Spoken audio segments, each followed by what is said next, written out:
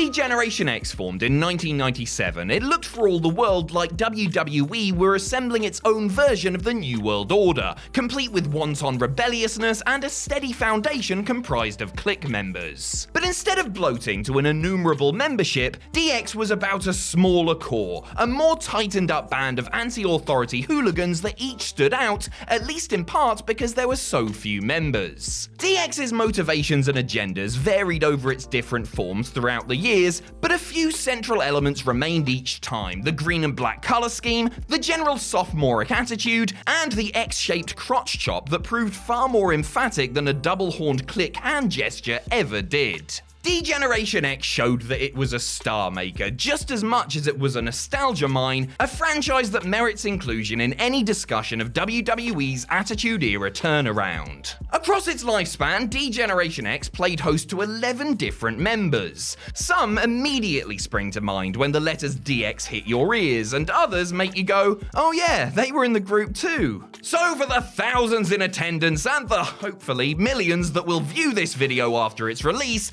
let's look at those 11 degenerates, examine their time with the group, and see where they've all ended up. Mason Ryan, Stevie Ray, Earthquake, Alundra Blaze, Norman Smiley, Zach Gowen, Bam Bam Bigelow, Ahmed Johnson, Tori Wilson, Buff, Bagwell, Robert Gibson, Dave Taylor, Terry Taylor, and Godfather's Holmes.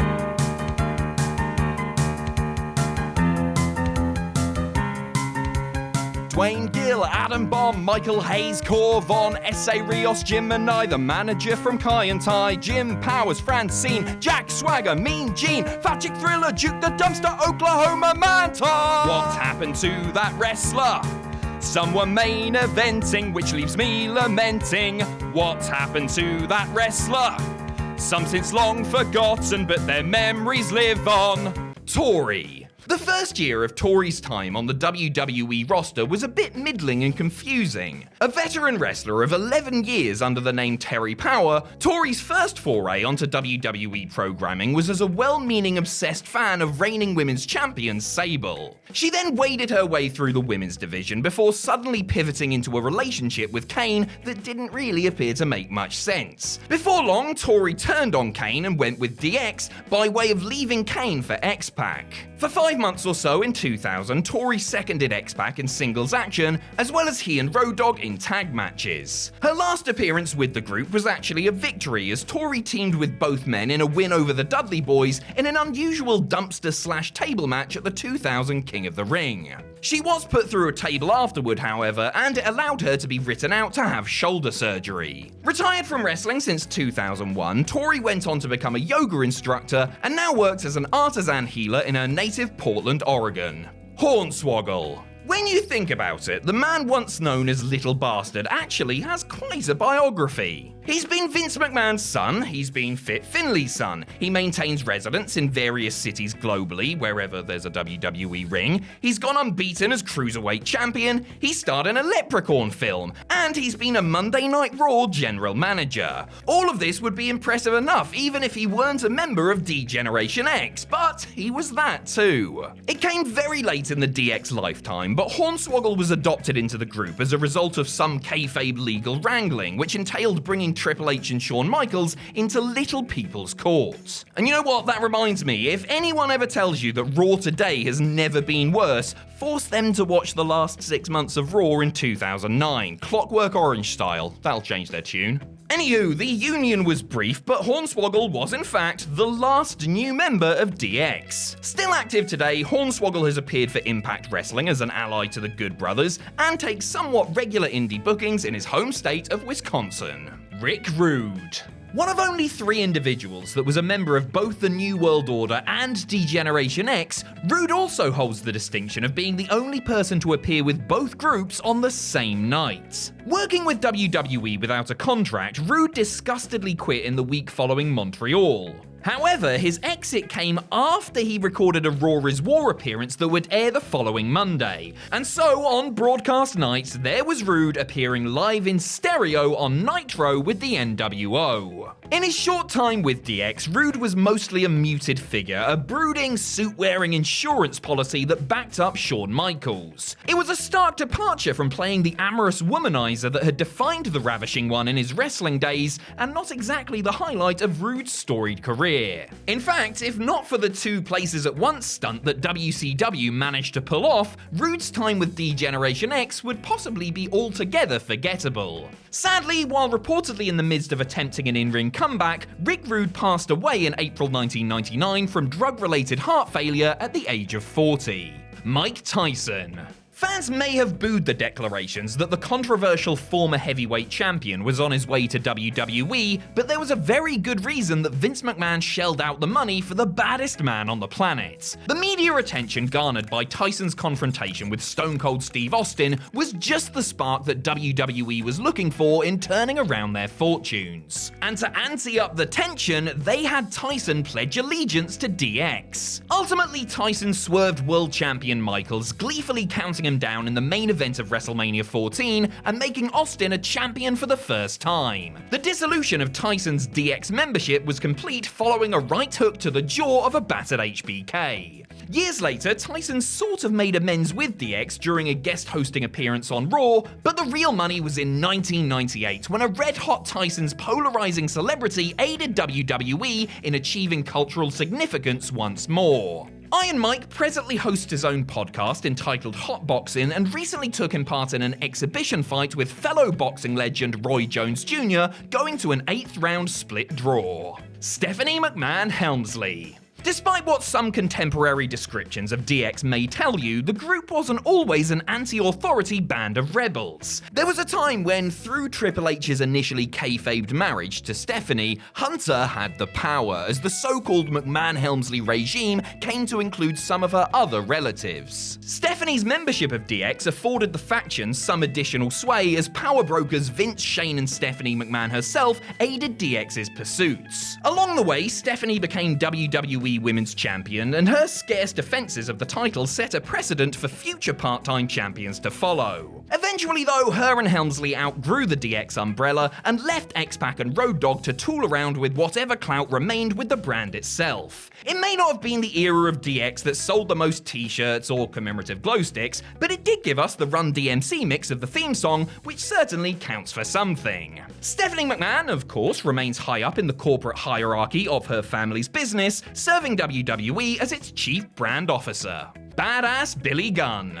A glance at Billy Gunn's WWE career a year before he officially joined DX is a study in extremes. Ever treading water following the breakup of the Smoking Guns, the future Mr. Ass became Rockabilly, a half-hearted attempt at cloning the Honky Tonk Man by playing Honky's hacky protege. Just when it seemed like Gunn was nosediving his way toward the scrap heap, along came the New Age Outlaws to revitalize his career, and revitalize it did. Now an artful and unapologetic cheater with an impressive collection of South Park t-shirts, Gunn not only flourished as an outlaw, but as DX's nominal muscle, the heavy lifter of multi-man matches. Later, things ventured down a weird path when Gunn took the ass part of his name a little too literally, and made his buttocks a considerable focal point of his overall act. That said, Assman was quite the underrated toe tapper, a true summer anthem if there ever was one. Today in his late 50s, Billy Gunn is not only still in remarkable shape, but he also occasionally competes in All Elite Wrestling alongside sons Austin and Colton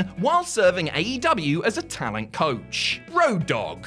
Just as Billy Gunn's time appeared to be short in 1997, so too was that of his eventual partner. As the real Double J, Jesse James, Road Dogg failed to really captivate hardcore WWE fans with his friendly singing cowboy routine, but it shouldn't really be all that surprising. Though the youngest son of Bullet Bob Armstrong clearly did have some vocal chops, few would have figured he would turn his career around to such a head-spinning degree. Oh, they didn't know.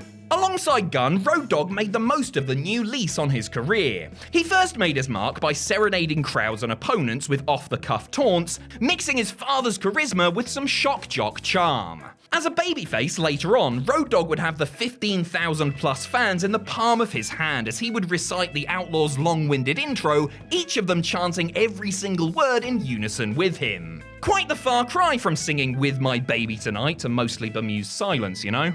Road Dogg serves WWE Today as a backstage producer while teaching promo and character development classes at the company Performance Center. X-Pac. One of the seminal moments of the Monday Night Wars took place the night after WrestleMania 14. When Triple H assumed leadership of DX following HBK's move into exile, he acquired 3 allies, both outlaws and a man all too recently fired from WCW. Fans recognized the geezer known as the 1-2-3 Kid and 6 as he bounded down the entrance ramp, but they may not have fully anticipated the verbal lashing that he would give former boss Eric Bischoff minutes later. Soon to be known as X-Pac, Sean Waltman's re-emergence into WWE came as the tide was turning in the Monday Night Wars, and X-Pac's caustic attitude was exactly what DX needed. Additionally, WWE also regained a tremendous in-ring performer at a time when maybe the wrestling part of the show was a little light on reliable talents. For the next 2+ years, X-Pac was a trusty DX mainstay, whether the gritty underdog or the punchable sidekick to the lead bully. Though Sean Waltman retired in 2019, he has teased a comeback in recent times and is also the host of the X-Pac 1-2-360 podcast. Chyna. While Shawn Michaels and Triple H besieged crowds with their usual array of phallic jokes and male posturing, there was Chyna standing stone-faced and stoic through it all. Chyna was the ideal contrast to Michaels and Helmsley's hijinks, the muscle behind the mirth. And Chyna was no third wheel either. She stood up to anyone that crossed DX's path, all but daring them to knock the chip off her shoulder. And when Chyna did get physical with the men, she was often cheered by crowds, whether it was for slugging Sergeant Slaughter or smashing the plums off an unsuspecting DX foe. Eventually, Chyna outgrew the bodyguard role, spinning off into a genuine star in her own right. She was the first female star to win a WWE belt predominantly held by men, the IC title, and was truly one of the breakout stars of an unforgettable period in professional wrestling.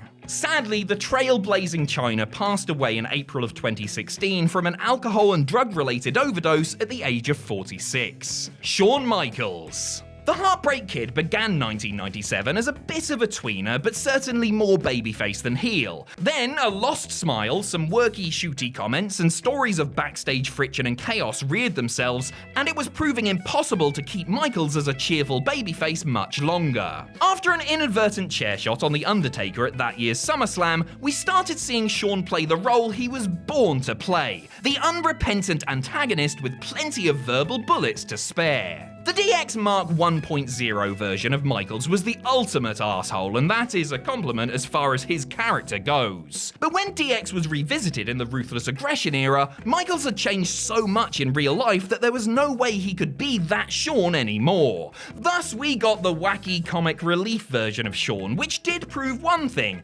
whether it's with the intent of having a show-stealing match or stretching out a groan-worthy dad joke, Shawn Michaels will commit to the nth degree. Today, Michaels is one of the main trainers at WWE's Performance Center and is also one of the top officials behind the scenes at NXT. Triple H. Though he was quietly disassociated from X-Pac and Road Dogg in the summer of 2000, Triple H is functionally the lone constant in every D-Generation X incarnation, save for those couple of months when the group petered out. The co-founder of the faction went from being HBK's second-in-command to its unquestioned leader in a matter of months, and taking over DX is what spurred Triple H's unconstrained rise to the main event tier not too long after. Just as taking over the nation put The Rock on the fast lane to stardom, DX did the same for the game, giving him the outlet to stand out as a premier player in very short order. Across the differing variations of the stable, we've seen different Triple H's: disrespectfully immature Triple H, ruthlessly kingpin Triple H, and perhaps most popular, gregarious glowstick pitchman Triple H. One could surely argue that the 4D chess-playing cerebral assassin version of Helmsley is Paul Levesque at his best, but DX will always be prominent on his resume. Triple H remains a powerful man in WWE as overseer of NXT and executive vice president of global talent strategy and development. Suck it.